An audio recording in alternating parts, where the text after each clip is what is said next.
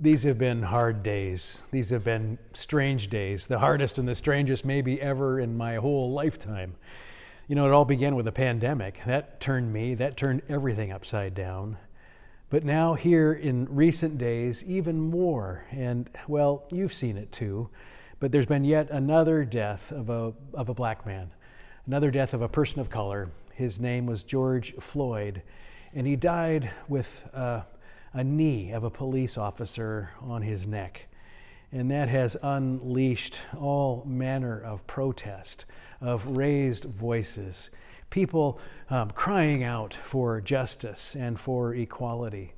You've seen the protests like I have, and they come from all corners. There's people of all kinds, from all different races and traditions. There's leadership from Black Lives Matter. There are folks from different faith traditions. There are folks that are community leaders, and I've even seen police chiefs and officers bending their knees, hopeful and waiting and longing for justice. They do that because, well, they need to, and it's the right thing. They do that because there are realities about us that matter. Racism is real. White supremacy is real. And it is baked into our culture, baked into the systems that we share. It is systemic and inherent in everything. And so this outrage, this protest is legitimate and it is righteous. But there have been those who have hijacked it, those who have exploited it for their own purposes, those who've broken windows and stolen stuff, dumb stuff, almost as if there's some bizarre thrill in breaking things. We know better. Even first graders know better. But that's not the only hijacking of this moment that has taken place. You know, like I do, that earlier this week, federal authorities threatened American citizens with American military force. Peaceful demonstrators, peaceful protesters were waiting and resting out front of St. John's Episcopal Church. They're just a couple blocks from the White House.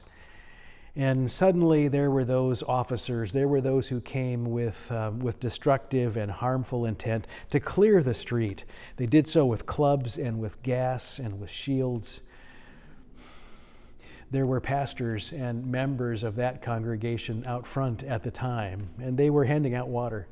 They were sharing food with folks who were just trying to rest. And then came the president and members of the White House staff and military generals coming to that place, walking up, standing in front of that building, and posing for pictures. Now, Bishop Buddy, who is the Episcopal bishop of that diocese, well, she protested. She called that a misuse of the church's property. She called it a sacrilege. She explained that the president nor anyone from the White House had called ahead. Nobody had been invited or even asked for permission. And when they arrived, there was no speaking, there was no prayers, no consolation, no explanation. Even our own presiding bishop, Elizabeth Eaton, cried out about the whole situation. She protested, and she used even stronger language. She called it a desecration. Hijacked by political forces, by selfishness, and by violence, and all of it wrong. Life is a gift, and life matters, and that's why Black lives matter. That's why George Floyd's life matters. You know, Lutherans have rubrics. They're real rules for liturgical practice in our worship together. There are ways that we offer up the sacrament. There are prescriptions for how a pastor, how a server would offer the body of Christ. You remember the words, the body of Christ, what? Given for you. But there's also rubrics that allow for it to be phrased this way. The body of Christ broken for you. Broken seems a better word these days. A broken church building, a broken culture, a broken protest. We're busted up and banged up. We're bruised and we're battered and we're burned, and we've been hijacked.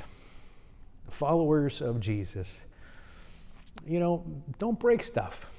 We know better. Followers of Jesus, we will not and we must not exploit the symbols and the traditions of worship in order to prop up a racist regime. No, followers of Jesus, we do know, we do, however, understand the body of Christ broken for you. So do justice and love kindness.